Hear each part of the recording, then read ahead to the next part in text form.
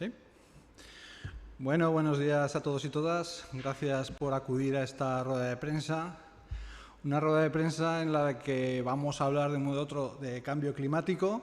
Ese cambio climático que todavía hay algunas personas que niegan y que en la práctica pues, supone lo que estamos viviendo, por ejemplo, o lo que vamos a vivir estos días. Incrementos en las temperaturas, sucesos climáticos extremos.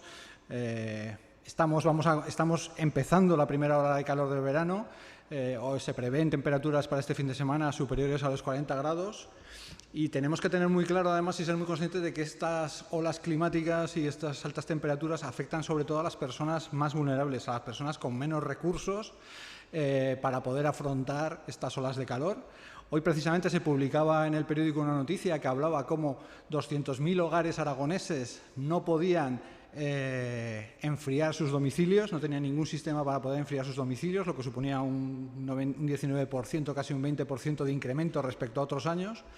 Y se nos decía también últimamente en noticias cómo en Aragón hubo 144 muertes estrictamente vinculadas al calor durante el año pasado. Quiero decir, es un problema que está ahí, que es muy importante y sobre el que hay que intervenir, obviamente. Hace unos años es cierto que cuando Zaragoza en Común hablaba de los refugios climáticos, se nos reían en las reuniones, en los salones de plenos, se nos llegaba a decir que los refugios climáticos eran los bares, pero es cierto que algo hemos avanzado. Ahora nadie niega la necesidad de refugios climáticos, la realidad una vez más se ha impuesto, pero sí que es cierto que de alguna manera se siguen riendo de nosotros, siguen haciendo burla de esta necesidad de la ciudadanía. Y nos referimos precisamente a la política de refugios climáticos que está llevando a cabo el Gobierno de la ciudad. Una política de refugios climáticos que supone poco más que un listado colgado en la web y unas pegatinas en las puertas de los centros. Porque al analizarla más en profundidad, y hablábamos sobre esto la pasada comisión de participación y régimen interior, bueno, pues nos encontramos con que dentro de esos supuestos refugios climáticos, dentro de los centros cívicos, dentro de los centros mayores, no se había habilitado ningún espacio específico para ello, no había ningún tipo de apoyo, no había siquiera juegos, no había recursos, no había lecturas, no había una mínima animación y dinamización de ese espacio, como se está haciendo en otras ciudades. Conocíamos hace poco la experiencia del Círculo de Bellas Artes de Madrid, que acomete una serie de medidas que acompañan no solamente a un espacio refrigerado, sino hay que dar contenido a ese espacio. Pero más allá de eso, nos encontramos con que no se han ampliado los horarios, con lo cual difícilmente se va a poder atender la necesidad, y peor aún, precisamente los fines de semana de julio y agosto, que es cuando vamos a vivir más intensamente, por ejemplo, este fin de semana, la ola de calor, resulta que los centros cívicos están cerrados. Y no solo los centros cívicos que cierran los meses de julio y agosto, los fines de semana, sino también los centros de mayores, que también cierran los fines de semana. Con lo cual, no solamente no ampliamos horarios, sino que tenemos muchos momentos necesarios, estos supuestos refugios climáticos cerrados para la ciudadanía. Y más allá de esto aún, es que no hay ni una sola instrucción para los profesionales de los centros. No se ha dado ninguna instrucción. Solamente se les ha transmitido verbalmente que cuando venga gente que pida agua, que lo remitan al bar. Punto pelota. No hay ni una sola instrucción. Un profesional ahora mismo de un centro cívico, de un centro de mayores, cuando viene una persona que quiere acogerse a ese refugio climático, no sabe qué hacer, no sabe cuáles son los criterios, no sabe cuáles son los espacios, no sabe qué tareas tiene encomendadas, hasta dónde tiene que llegar su atención.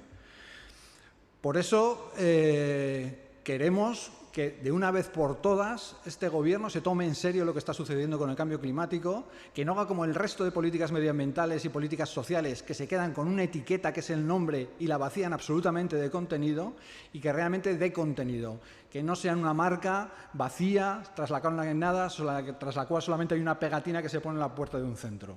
Es el momento de apostar decididamente por estas medidas de mitigación y de adaptación al cambio climático tan necesarias, como decimos, para las familias y en especial para las familias más vulnerables y con menos recursos de la ciudad.